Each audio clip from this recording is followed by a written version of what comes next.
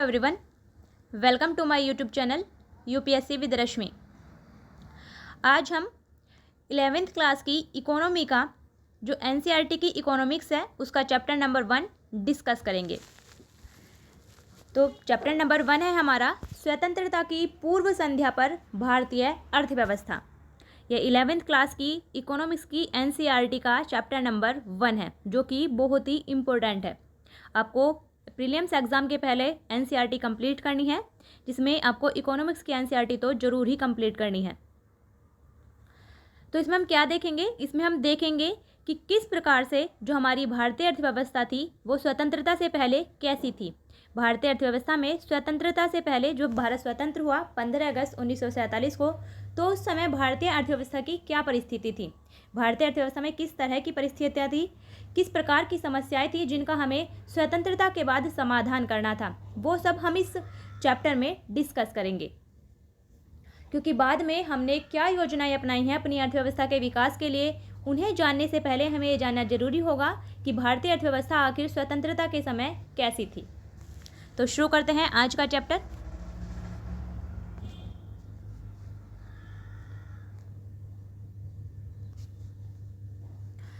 इस इकाई के 2 अध्यायों के द्वारा हम स्वतंत्रता पूर्व से लेकर नियोजित विकास के 4 दशकों तक के भारत द्वारा चुने गए पथ का समग्र रूप से अवलोकन करेंगे। यानी स्वतंत्रता प्राप्ति से लेकर 4 दशकों तक, यानी 1950 से लेकर 1990 तक भारत ने अपने विकास के लिए क्या रास्ते चुने, उन सब का हम इन चैप्टरों में अध्ययन करेंगे। तात्पर्य यह है कि भारत सरकार ने इसके लिए जो कठोर उपाय किए, जैसे कि योजना आयोग का निर्माण या पंचवर्षीय योजनाओं की घोषणा आदि का अध्ययन, इन्हें हम इसमें चैप्टर में करेंगे।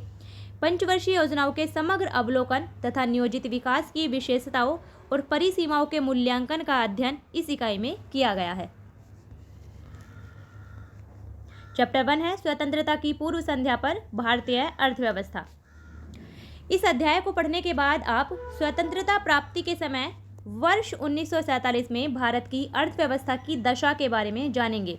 यानी 1947 में भारत की अर्थव्यवस्था कैसी थी उसे हम जानेंगे। भारतीय अर्थव्यवस्था को अल्प विकास तथा गत्य अवरोध की स्थिति में पहुंचा देने वाले कारकों से परिचित होंगे और हम उन सब कारकों को भी जानेंगे, उन कारणों को भी देखेंगे कि किन कारणों से भारतीय अर्थव्यवस्था एक अल्प विकास की स्थिति में पहुंच गई थी।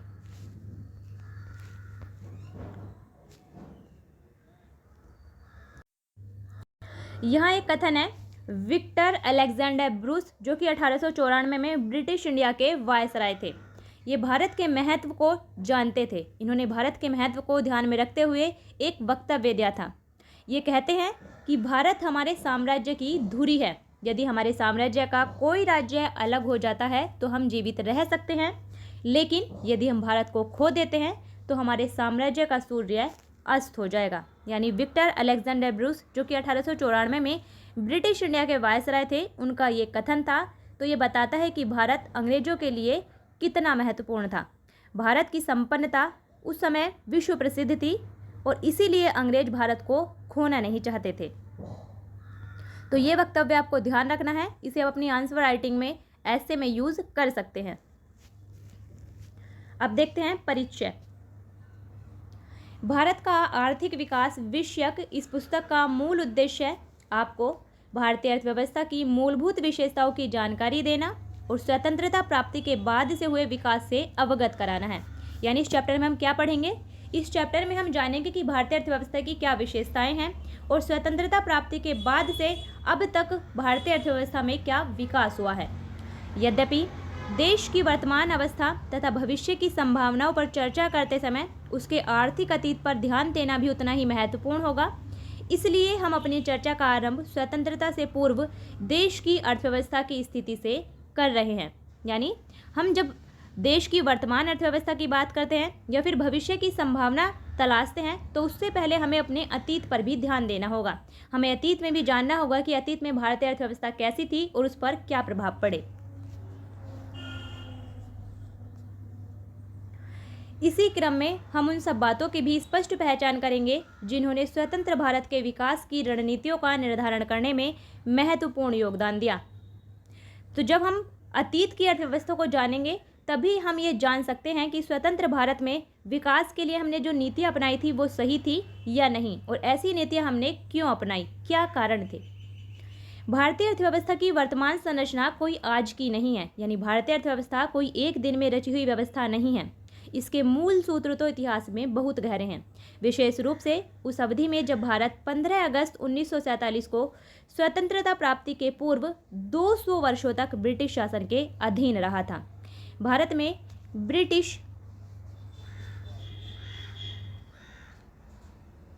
औपनिवेशिक शासन का मुख्य उद्देश्य इंग्लैंड में तेजी से विकसित हो रहे औद्योगिक आधार के लिए भारतीय अर्थव्यवस्था को केवल एक कच्चा माल प्रदायक तक ही सीमित रखना था। उस शासन की अधीनता के शोषक स्वरूप को समझे बिना स्वतंत्रता के बाद के पिछले 7 दशकों में भारत में हुए विकास का सही मूल्यांकन कर पाना संभव नहीं है। यानी जो भारत में ब्रिटिश शासन था उसका उद्देश्य भारत का विकास करना नहीं था, बल्कि उसका उद्देश्य तो अपने देश में जो औद्योगिक क्रांति हुई थी, अपने देश के औद्योगिक विकास के लिए भारतीय अर्थव्यवस्था को केवल एक कच्चा माल विक्रेता या एक कच्चा माल निर्यातक तक ही सीमित रखना था। हमें उन कारणों को जानना होगा जो हमें बताएंगे कि किस प्रकार ब्रिटिशों ने भारतीय अर्थव्यवस्था का शोषण किया, किस प्रकार से उन्होंने भारतीय अर्थव्यवस्था को खतरे में डाल दिया। जो जानते हैं क्या है वो कारण। औपनिवेशिक शासन के अंतर्गत निम्न स्तरीय आर्थिक विकास। अंग्रेजी शासन की स्थापना से पूर्व भारत की अपनी स्वतंत्र अर्थव्यवस्था थी, यानी जब तक अंग्रेजों ने भारत पर अपनी शासन व्यवस्था स्थापित नहीं की थी, उससे पहले की बात है कि भारत की अपनी एक स्वतंत्र अर्थव्यवस्था थी। यद्यपि जन सामान्य की आजीविका और सरकार की आय का मुख्य स्रोत कृषि था, फिर भी देश की अर्थव्यवस्था में विभिन्न प्रकार की विनिर्माण गतिविधियां हो रही थी। यानी उस समय पर भारत की अर्थव्यवस्था का जो सरकार की आय का मुख्य साधन था वो था कृषि, क्योंकि ज़्यादातर जनता कृषक थी, किसान थी। लेकिन फिर भी देश की अर्थव्यवस्था में कई प्रकार की गतिविधियां, जो विनिर्माण गतिविधियां थी वो हो रही थी, जैसे कि सूती और रेशमी वस्त्र का उत्पादन, विभिन्न प्रकार के जो बहुमूल्य मणिरत्न होते हैं उनका निर्माण, इस प्रकार की गतिविधियां भी भारतीय अर्थव्यवस्था में चलती रहती थी।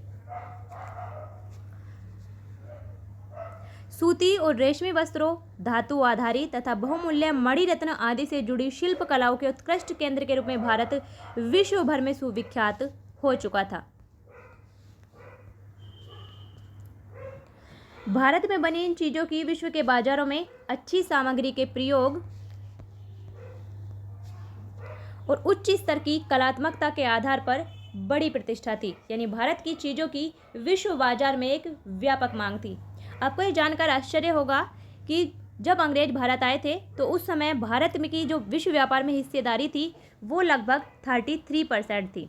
यानी विश्व का 1/3 व्यापार अकेले भारत करता था। हमारी विश्व व्यापार में हिस्सेदारी 33.33% थी। लेकिन जब अंग्रेज भारत को छोड़कर गए स्वतंत्रता प्राप्ति पर, उस समय भारत की जो विश्व व्यापार में हिस्सेदारी थी वो मात्र 1% थी। यानी इन्होंने इस तरह से भारतीय अर्थव्यवस्था को लूटा था, उसका इस तरह से शोषण किया था कि उसकी हिस्सेदारी 1/3 से कम होकर बिल्कुल 1% पर आ चुकी थी। तो देखते हैं क्या था। बंगाल का सूती उद्योग। मलमल एक विशेष प्रकार का सूती कपड़ा होता है, मलमल, जिसकी उस समय बहुत मांग थी ब्रिटेन में। मलमल एक विशेष प्रकार का सूती कपड़ा है। इसका मूल निर्माण क्षेत्र बंगाल, विशेषकर जो ढाका वाला क्षेत्र है उसके आसपास का क्षेत्र रहा है, और यह नगर अब बांग्लादेश की राजधानी है। ढाका के मलमल ने उत्कृष्ट कोटि के सूती वस्त्र के रूप में विश्व भर में बहुत ख्याति अर्जित की थी। यह बहुत ही महीन कपड़ा होता था। विदेशी यात्री इसे शाही मलमल या फिर मलमल खास कहते थे। इसका आशय यही था कि वे इस कपड़े को शाही परिवारों के उपयोग के योग्य मानते थे। यानी भारत में बनने वाला जो सूती वस्त्र था उसे ब्रिटेन के लोग शाही मलमल या फिर मलमल खास कहते थे। वो उसे मानते थे कि वो कपड़ा ब्रिटिशों के शाही परिवार थे उनके उपयोग के योग्य है। तो सूती वस्त्र की ब्रिटेन में इतनी मांग थी, और हमारे यहाँ का जो सूती वस्त्र था उसकी क्वालिटी बहुत अच्छी थी। अब आगे देखते हैं। औपनिवेशिक शासकों के द्वारा रची गई आर्थिक नीतियों का ध्येय भारत का आर्थिक विकास नहीं था। यानी औपनिवेशिक शासन, जो ब्रिटिश शासन ने आर्थिक विकास की जो भी रणनीतियां बनाई थी, उनका उद्देश्य भारत का आर्थिक विकास करना नहीं था, बल्कि अपने मूल देश के आर्थिक हितों का संरक्षण और संवर्धन ही था। वो तो अपने देश के आर्थिक हितों की पूर्ति करना चाहते थे। इन नीतियों ने भारत की अर्थव्यवस्था के स्वरूप के मूल रूप को ही बदल डाला। भारत इंग्लैंड को कच्चे माल की पूर्ति करने और वहां के बने तैयार माल का आयात करने वाला देश बनकर रह गया था। वो भारत को सिर्फ कच्चे माल की पूर्ति करने वाला देश बनाएंगे, क्योंकि भारत में वो विभिन्न प्रकार की फसलें उगाएंगे और यहाँ के माल को ले जाकर ब्रिटेन में मशीनों से जब कच्चा माल बनाएंगे, मशीनों के द्वारा जब तैयार माल तैयार करेंगे, कच्चे माल से जब माल बनाएंगे तो उससे उसकी जो गुणवत्ता होगी और उसका जो टिकाऊपन होगा वो ज़्यादा होगा और उसकी कीमत भी कम होगी। भारतीय सूती कपड़े की तुलना में जो ब्रिटेन में कपड़ा बनता था, जो ब्रिटेन में कपास से कपड़ा बनाया जाता था, उसका जो प्राइस होता था, उसकी जो कीमत होती थी, वो भारतीय सूती कपड़े की तुलना में कम होती थी, क्योंकि भारतीय सूती कपड़ा हाथ से तैयार किया जाता था और वो मशीनों से तैयार होता था और उसकी क्वांटिटी भी ज़्यादा होती थी, क्योंकि मशीनों से ज़्यादा कपड़ा बनेगा और हाथ से कपड़ा बनने में समय लगता है। इसीलिए उन्होंने इंग्लैंड के कच्चे माल की पूर्ति करने के लिए भारत को सिर्फ एक निर्यातक के रूप में ही बनाया। अब आगे देखते हैं।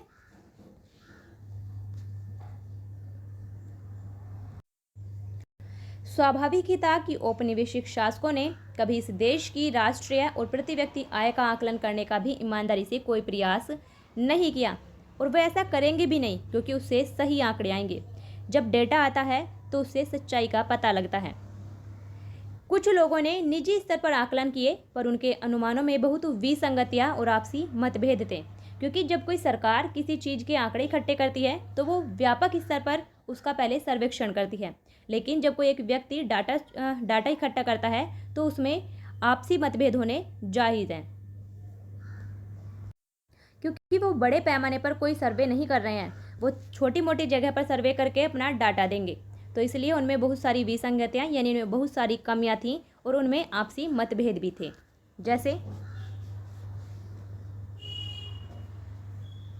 इन आकलनकर्ताओं में जिन्होंने भारत की राष्ट्रीय आय या प्रति व्यक्ति आय का अनुमान लगाने का प्रयास किया था, उनमें Dadabhai Naoroji, William Digby, Findlay Shirras, doctor VKRV Rao और RC देसाई प्रमुख रहे हैं। ये आपको ध्यान रखना है कि भारत की राष्ट्रीय आय का अनुमान लगाने के लिए किनके द्वारा प्रयास किए गए थे। औपनिवेशिक काल के दौरान डॉक्टर VKRV राव द्वारा लगाए गए अनुमान बहुत महत्वपूर्ण माने जाते हैं। फिर भी सभी अध्ययनकर्ता एक बात पर सहमत हैं कि 20वीं शताब्दी के पूर्वार्ध में यानी 1950 से पहले भारत की राष्ट्रीय आय की वार्षिक समृद्धि दर 2% से कम ही रही है और प्रति व्यक्ति उत्पाद वृद्धि दर तो मात्र 0.5% ही रह गई। अब देखते हैं कि अलग अलग सेक्टर में किस प्रकार की स्थितियां थी। सबसे पहले बात करते हैं कृषि क्षेत्र की। कृषि क्षेत्र में भारतीय अर्थव्यवस्था की क्या स्थिति थी। ब्रिटिश औपनिवेशिक शासन के अंतर्गत भारत मूलतः कृषक अर्थव्यवस्था ही बना रहा, यानी भारत की अर्थव्यवस्था कृषि अर्थव्यवस्था ही बनी रही। देश की लगभग 85% जनसंख्या जो कि गांवों में रहती थी,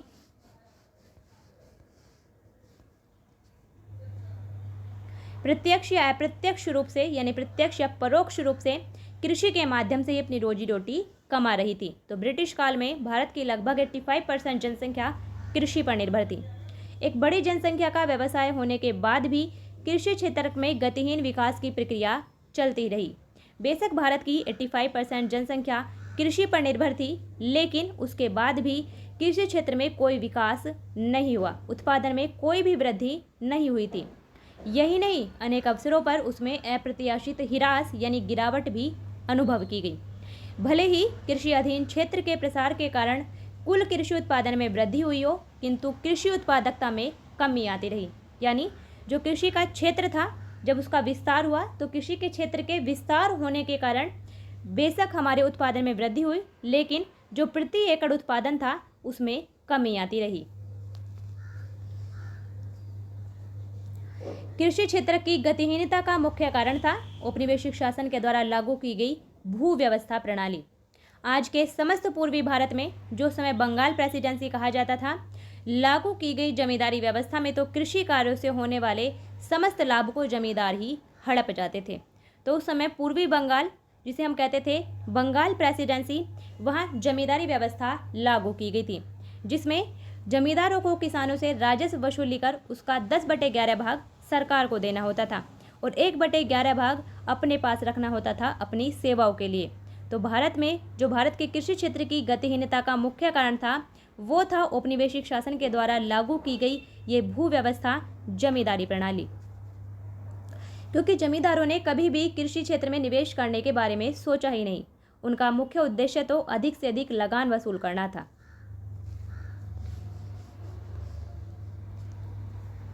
किसानों के पास कुछ नहीं बच पाता था। यही नहीं, अधिकांश जमींदारों तथा सभी औपनिवेशिक शासकों ने कृषि क्षेत्र की दशा को सुधारने के लिए कुछ नहीं किया। जमींदारों की रुचि तो किसानों की आर्थिक दुर्दशा की अनदेखी कर उनसे अधिक से अधिक लगान संग्रह करने तक सीमित रहती थी। यानी किसानों की जो जमींदार थे वो किसानों की आर्थिक स्थिति को भी अनदेखा करते थे और उनका उद्देश्य था अधिक से अधिक लगान इकट्ठा करना। इसी कारण कृषक वर्ग को नितांत दुर्दशा और सामाजिक तनावों को झेलने को बाध्य होना पड़ा। राजस्व व्यवस्था की शर्तों का भी जमींदारों के इस व्यवहार के विकास में बहुत योगदान रहा। जो जमींदारी व्यवस्था थी उसमें कुछ शर्तें थीं, जैसे अगर जमींदार एक निश्चित दिन उस सूर्यास्त से पहले वो लगान जमा नहीं कर पाए तो उनकी जमींदारी छीन ली जाती थी। राजस्व की निश्चित राशि सरकार के कोष में जमा कराने की तिथियां पूर्व निर्धारित थी। यानी सरकार को राजस्व देने की निश्चित तिथि पहले ही निश्चित हो चुकी थी। उनके अनुसार रकम जमा नहीं करा पाने वाले जमींदारों से उनके अधिकार छीन लिए जाते थे। साथ ही प्रौद्योगिकी के निम्न स्तर, सिंचाई सुविधाओं के अभाव और उर्वरकों का नगण्य प्रयोग भी कृषि उत्पादकता के स्तर को बहुत निम्न रखने के लिए उत्तरदायी था। किसानों की दुर्दशा को और बढ़ाने में इसका भी बड़ा योगदान रहा है। किसका? देश के कुछ क्षेत्रों में कृषि के व्यावसायीकरण के प्रमाण नकदी फसलों की उच्च उत्पादकता के प्रमाण भी मिलते हैं। यानी देश के कुछ क्षेत्रों में कृषि का व्यावसायीकरण किया गया। कृषि का व्यावसायीकरण मतलब वहाँ खाद्यान्न फसलों की जगह नकदी फसलों का उत्पादन किया गया। लेकिन उस उच्च उत्पादकता के लाभ भारतीय किसानों को नहीं मिल पाते थे। जो नकदी फसलों की उच्च उत्पादकता थी उसके लाभ भारतीय किसानों को नहीं मिल पाते थे, क्योंकि उन्हें तो खाद्यान्नों की खेती के स्थान पर नकदी फसलों का उत्पादन करना पड़ता था और जिनका प्रयोग अंततः इंग्लैंड में लगे कारखानों में किया जाता था। सिंचाई व्यवस्था में कुछ सुधार के बावजूद भारत बाढ़ नियंत्रण और भूमि की उपजाऊ शक्ति के मामले में पिछड़ा हुआ था। भूमि की उपजाऊ शक्ति भी बहुत कम थी, जबकि किसानों के एक छोटे से वर्ग ने अपने फसल पैटर्न को परिवर्तित कर खाद्यान्न फसलों की जगह वाणिज्यिक फसलों को उगाना आरंभ कर दिया था। काश्तकारों के एक बड़े वर्ग और छोटे किसानों के पास कृषि क्षेत्र में निवेश करने के लिए न तो संसाधन थे, न तकनीक थी और न ही कोई प्रेरणा। ऊपर देखते हैं, यह एक पैराग्राफ था। पूर्व ब्रिटिश काल में कृषि की क्या स्थिति थी उसका एक चित्र यहाँ प्रस्तुत किया गया है। 17वीं शताब्दी में भारत आए फ्रांसीसी यात्री बर्नियर, एक फ्रांसीसी यात्री थे बर्नियर, वो 17वीं शताब्दी में भारत आए थे। उन्होंने तत्कालीन बंगाल का इस प्रकार से वर्णन किया था। यानी उस समय का जो बंगाल था, आज का बंगाल, बिहार, उड़ीसा वाला जो इलाका था, उसका उन्होंने वर्णन किया था। अपने 2 बार के भ्रमण के दौरान बंगाल के विषय में संग्रहित जानकारी के आधार पर मैं कह सकता हूँ कि यह क्षेत्र मिस्र देश से कहीं अधिक समृद्ध है। यहाँ से सूती रेशमी वस्त्र, चावल, शक्कर और मक्खन का प्रचुर मात्रा में निर्यात होता है। यहाँ अपने आंतरिक उपभोग के लिए भी गेहूँ, सब्जियाँ, अनाज, मुर्गे मुर्गियाँ, बत्तख आदि का भरपूर उत्पादन होता है। यहाँ सुअरों के बड़े बड़े झुंड तथा भेड़ बकरियों के विशाल झुंड भी विद्यमान हैं। इस क्षेत्र में हर प्रकार की मछलियाँ प्रचुरता में उपलब्ध हैं। राजमहल से लेकर समुद्र तक, यानी राजमहल की पहाड़ियाँ ज्योग्राफी में आपने पढ़ा होगा, राजमहल से लेकर समुद्र तक अतीत में परिवहन तथा सिंचाई के लिए गंगा नदी से बहुत ही यत्न और श्रमपूर्वक काटकर बनाई गई नहरों का जाल सा बिछा हुआ है। और ये ब्रिटिश औपनिवेशिक शासन के अंतर्गत भारत में कृषि में गतिहीनता। तो आपने यहाँ देखा कि फ्रांसीसी यात्री बर्नियर ने उस समय बंगाल की जो समृद्धता थी उसका वर्णन किया है कि बंगाल कितना समृद्ध क्षेत्र था।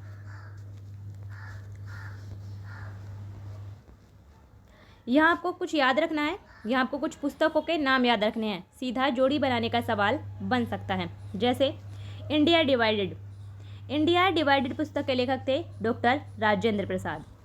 तो इंडिया डिवाइडेड पुस्तक के लेखक डॉक्टर राजेंद्र प्रसाद। उसके बाद economic history of India, Bharat का आर्थिक इतिहास, इकोनॉमिक हिस्ट्री ऑफ इंडिया पुस्तक के लेखक किस थे? R.C. दत्त, यानी रमेश चंद्र दत्त। तो ये भी आपको ध्यान रखना है। और the land system of British India, एक पुस्तक ये है the land system of British India, इस पुस्तक के लेखक थे B.H. वेडेन पावेल, ये भी आपको ध्यान रखना है। अब आगे देखते हैं,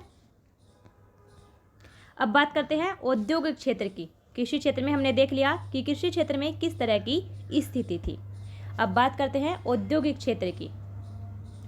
कृषि की ही भांति औपनिवेशिक व्यवस्था के अंतर्गत भारत एक सुदृढ़ औद्योगिक आधार का विकास भी नहीं कर पाया। देश की विश्व प्रसिद्ध शिल्प कलाओं का पतन हो रहा था, किंतु उस प्रतिष्ठित परंपरा का स्थान ले सकने वाले किसी आधुनिक औद्योगिक आधार की रचना नहीं होने दी गई। यानी जिस तरह से कृषि क्षेत्र का विकास नहीं हो पाया, उसी तरह से भारत में किसी भी प्रकार का औद्योगिक विकास भी नहीं हो पाया, जबकि भारत की जो विश्व प्रसिद्ध शिल्प कलाएं थी उनका पतन हो रहा था।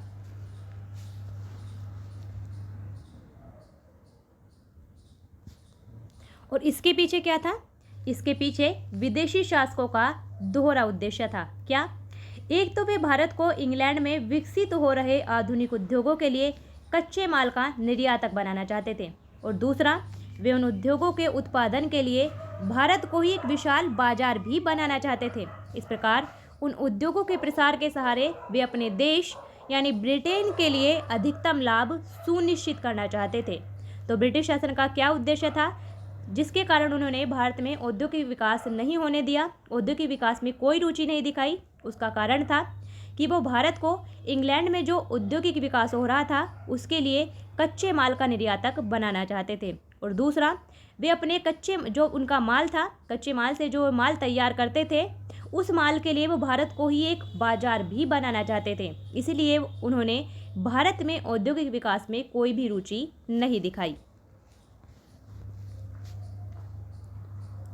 ऐसे आर्थिक परिदृश्य में भारतीय शिल्प कलाओं के पतन से जहां एक और भारी स्तर पर बेरोजगारी फैल रही थी, क्योंकि भारतीय शिल्प कलाओं का पतन हो रहा था, और वहीं स्थानीय उत्पाद से वंचित भारतीय बाजारों में मांग का भी प्रसार हो रहा था।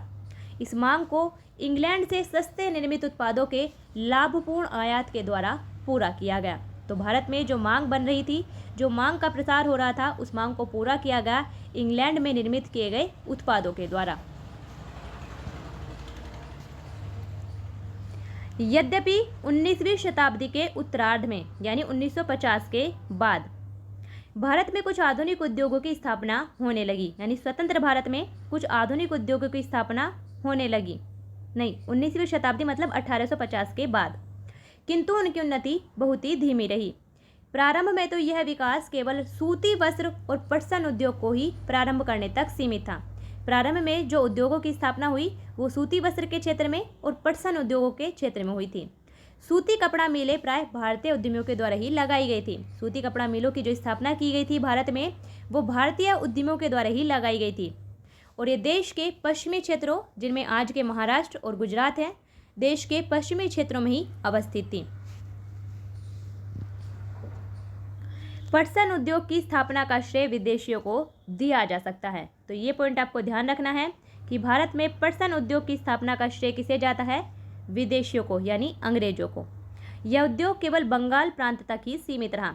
20वीं शताब्दी के आरंभिक वर्षों में यानी 1900 के आसपास लोहा और इस्पात उद्योग का विकास प्रारंभ हुआ। Tata iron and steel company यानी टिस्को की स्थापना 1907 में हुई थी। तो भारत में जो पहली स्टील कंपनी बनी थी वो थी TISCO, Tata iron and steel company. इसकी स्थापना की गई थी 1907 में। कहाँ? झारखंड में एक जगह थी साकची। किसके द्वारा इसकी स्थापना की गई थी? झारखंड में एक जगह थी साकची, वहाँ पर टिस्को की स्थापना हुई 1907 में जमशेदजी टाटा के द्वारा। और उसके बाद जमशेदजी टाटा के नाम पर ही साक्षी का नाम बदल कर दिया गया जमशेदपुर। तो वर्तमान में जो Tata iron and steel company है वो जमशेदपुर में। और उसके बाद दूसरे विश्व युद्ध के बाद चीनी उद्योग, सीमेंट उद्योग और कागज उद्योग आदि के कुछ कारखाने भी स्थापित हुए थे।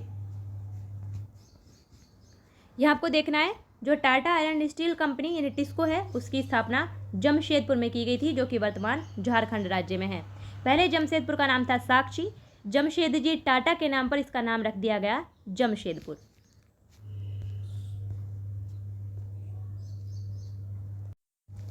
अब आगे देखते हैं। किंतु भारत में भावी औद्योगिकरण को प्रोत्साहित करने हेतु पूंजीगत उद्योगों का प्राय अभाव ही बना रहा। पूंजीगत उद्योग किसे कहते हैं? पूंजीगत उद्योग जिनमें अधिक पूंजी की आवश्यकता होती है। पूंजीगत उद्योग वे उद्योग होते हैं जो कि तात्कालिक उपभोग में काम आने वाली वस्तुओं के उत्पादन के लिए मशीनों और कल पुर्जों का निर्माण करते हैं। यानी जो उद्योग मशीनों का निर्माण करते हैं या मशीनों के लिए कल पुर्जों का निर्माण करते हैं उन्हें उद्योगों को कहते हैं हम पूंजीगत उद्योग, और इनमें बड़े पैमाने पर पूंजी की आवश्यकता होती है। यत्र तत्र कुछ कारखानों की स्थापना से देश की पारंपरिक शिल्प कला आधारित निर्माणशालाओं के पतन की भरपाई नहीं हो पाई। यही नहीं, नव औद्योगिक क्षेत्र की समृद्धि दर बहुत ही कम थी। यानी औद्योगिक क्षेत्र की जो वृद्धि दर थी वो भी बहुत कम थी। और सकल घरेलू उत्पाद या सकल वर्धित मूल्य, जिसे वर्तमान में कहा जाता है जीवीए, सकल वर्धित मूल्य में इसका योगदान भी बहुत कम रहा। इस नए उत्पादन क्षेत्र की एक अन्य महत्वपूर्ण कमी यह थी कि इसमें सार्वजनिक क्षेत्र का कार्य क्षेत्र भी बहुत कम रहा। वास्तव में ये क्षेत्र प्राय रेलों, विद्युत उत्पादन, संचार, बंदरगाहों और कुछ विभागीय उपक्रमों तक ही सीमित थे। यानी अंग्रेजों के द्वारा जो भी उद्योग स्थापित किए गए थे वो किससे संबंधित थे? रेलों से, क्योंकि रेलों का विकास किया गया और ये विकास भी उन्होंने अपने लाभ के लिए किया था, भारत के विकास के लिए नहीं। रेलों के लिए संबंध में उन्होंने कुछ काम किया, विद्युत उत्पादन से संबंधित, संचार, बंदरगाहों का विकास किया। इस तरह के उन्होंने काम किए जो कि उनके लिए आवश्यक थे। वो उन्होंने वही काम किए जो उनके आर्थिक विकास के लिए, जो उनके आर्थिक हितों की पूर्ति के लिए जरूरी थे। इनका उद्देश्य कहीं भी भारत का आर्थिक विकास करना नहीं था।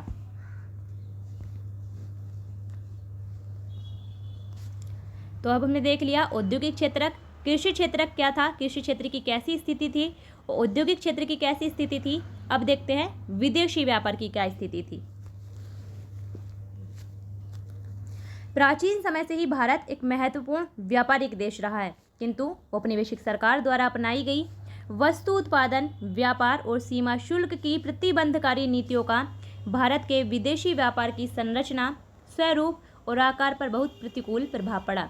अभी बताया था मैंने कि भारत का विश्व व्यापार में जो हिस्सेदारी थी वो 1/3 थी, लेकिन जो औपनिवेशिक सरकार, जो इन ब्रिटिशों के द्वारा भारत में वस्तु उत्पादन की या व्यापार की या सीमा शुल्क की जो नीति अपनाई गई थी, उनके कारण भारत की विश्व व्यापार में हिस्सेदारी कम होकर स्वतंत्रता प्राप्ति तक मात्र 1% ही रह गई थी, जिसका भारतीय अर्थव्यवस्था पर बहुत ही प्रतिकूल प्रभाव पड़ा। परिणाम स्वरूप भारत कच्चे उत्पाद जैसे कि रेशम, कपास, ऊन, चीनी, नील और पटसन आदि का निर्यातक होकर रह गया। साथ ही यह सूती, रेशमी, ऊनी वस्त्रों जैसी अंतिम उपभोक्ता वस्तुओं और इंग्लैंड के कारखानों में बनी हल्की मशीनों आदि का आयातक भी हो गया। व्यावहारिक रूप से इंग्लैंड ने भारत के आयात निर्यात व्यापार पर अपना एकाधिकार जमाए रखा था। भारत का आधे से अधिक व्यापार तो अकेले इंग्लैंड तक सीमित रहा और शेष कुछ व्यापार चीन, श्रीलंका और ईरान से होने दिया जाता था। और स्वेज नहर का व्यापार मार्ग खुलने से तो भारत के व्यापार पर अंग्रेजी नियंत्रण और भी सख्त हो गया था।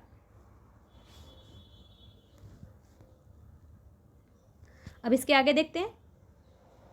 विदेशी शासन के अंतर्गत भारतीय आयात निर्यात की सबसे बड़ी विशेषता रही निर्यात अधिशेष का बड़ा आकार, यानी आयात की तुलना में निर्यात भारत से ज़्यादा होता था, किंतु इस अधिशेष की भारतीय अर्थव्यवस्था को बहुत भारी कीमत चुकानी पड़ी। देश के आंतरिक बाजारों में अनाज, कपड़ा और मिट्टी का तेल जैसी अनेक आवश्यक वस्तुएं मुश्किल से उपलब्ध हो पाती थी। और यही नहीं, इस निर्यात अधिशेष का देश में सोने और चांदी के प्रभाव पर भी कोई प्रभाव नहीं पड़ा, क्योंकि भारत से निर्यात तो हुआ, लेकिन जो अंग्रेज पहले सोना चांदी लाते थे भारत से वस्तुएं खरीदने के लिए, अब उन्होंने वो लाना बंद कर दिया था बक्सर के युद्ध के बाद। तो उससे जो भारत से निर्यात बढ़ा, उसका भारतीय अर्थव्यवस्था को कोई भी लाभ नहीं हुआ। भारत में सोने चांदी पर जो सोने चांदी आता था वो भी भारत में आना बंद हो गया, उस पर भी कोई प्रभाव नहीं पड़ा। वास्तव में इसका प्रयोग तो अंग्रेजों की भारत पर शासन करने के लिए गढ़ी गई व्यवस्था का खर्च उठाने में ही हो जाता था। अंग्रेजी सरकार के युद्धों पर व्यय और अदृश्य मदों के आयात पर व्यय के द्वारा भारत की संपदा का दोहन हुआ। यहां देखते हैं सुएज नहर का महत्व। पहले अंग्रेजों को, यह है यूनाइटेड किंगडम यानी ब्रिटेन, अंग्रेजों को पहले भारत आने के लिए इस तरीके से यहाँ कैप ऑफ गुड होप का चक्कर लगाकर आना होता था। जो अफ्रीका का दक्षिणी पॉइंट था उसे कहा जाता था कैप ऑफ गुड होप। वो अंग्रेज जब आते थे तो पहले अफ्रीका का दक्षिणी चक्कर लगाकर आते थे। अफ्रीका का जो दक्षिणी पॉइंट था वहाँ से चक्कर लगाकर इस तरह से आते थे। लेकिन सुएज नहर, यह है सुएज नहर, यहाँ सुएज नहर खुल जाने से, सुएज नहर बन जाने से अब इस तरह से वो आने लगे, तो इनका रास्ता कितना कम हो गया। पहले लगभग 19,000 किलोमीटर की दूरी तय करके आते थे और अब मात्र 7-8 हज़ार किलोमीटर की दूरी ही बच गई थी। तो इनका जो आने का रास्ता था वो बहुत कम हो गया। और जब सुएज नहर का मार्ग खुल गया तो इन्होंने और भी ज़्यादा भारत के जो व्यापार था उस पर और भी ज़्यादा नियंत्रण कर लिया। सुएज नहर के माध्यम से व्यापार, सुएज नहर, अब वर्तमान में सुएज नहर पर किसका नियंत्रण है? वर्तमान में सुएज नहर पर मिस्र का नियंत्रण है, मिस्र के पूरे अधिकार में है। तो सुएज नहर उत्तर पूर्वी मिस्र में सुएज स्थल संधि के आर पार उत्तर से दक्षिण की ओर प्रवाहित होने वाला एक कृत्रिम जलमार्ग है। इसे जमीन को काट कर बनाया गया है। यह भूमध्य सागर की मिस्र पत्तन पोर्ट सईद को लाल सागर की एक प्रशाखा सुएज की खाड़ी से जोड़ता है। तो सुएज नहर किसे जोड़ती है? सुएज नहर भूमध्य सागर और लाल सागर को जोड़ती है, ये भी आपको ध्यान रखना है। सुएज नहर भूमध्य सागर को लाल सागर से जोड़ती है। इस नहर से अमेरिका और यूरोप से आने वाले जलयानों को दक्षिण एशिया, पूर्वी अफ्रीका तथा प्रशांत महासागर तटवर्ती देशों के लिए एक छोटा और सीधा जलमार्ग सुलभ हो गया है। अब उन्हें अफ्रीका के दक्षिणी छोर की परिक्रमा नहीं करनी पड़ती। सुएज नहर आज आर्थिक और सामरिक दृष्टि से विश्व का सबसे महत्वपूर्ण जलमार्ग है। वर्ष 1869 में इसके खुल जाने से परिवहन लागतें बहुत कम हो गई और भारतीय बाजार तक पहुंचना सुगम हो गया। तो सुएज नहर कब खुली थी? 1869 में, ये भी आपको ध्यान रखना है। तो ये था हमारा आज का वीडियो। आज के लिए इतना ही, इससे आगे हम कल डिस्कस करेंगे। आप अच्छे से पढ़िए, रिवाइज करिए, वीडियो को शेयर भी कीजिए। आपका जो भी सवाल हो, जो भी आपको डाउट हो, आप कमेंट बॉक्स में लिख सकते हैं। फिर मिलते हैं नेक्स्ट वीडियो में, तब तक के लिए बेस्ट ऑफ लक।